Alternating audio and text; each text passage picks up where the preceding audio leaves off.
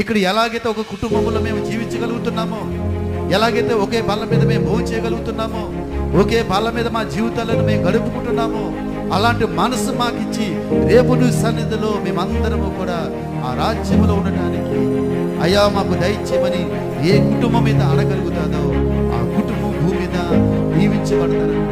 యేసయ్యకి భయముకరంగా అందుకని ఆత్మానుసారమైన మనసు మనకు శరీర సంబంధమైన మనసు అంట దేవునిని ధర్మశాస్త్రములను అది ఎంత మాత్రము కూడా లోబడదు. కొంతమంది చూడండి, అవసరానికే దేవుడి మీద ఆధారపడదు.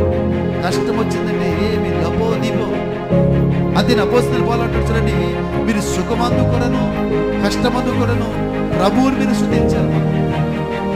కష్టములోను దొల్లేసి కష్టములు ఎంత దొల్లి ఏడ్చామో అదే విషయంలో సంతోషంలో కూడాను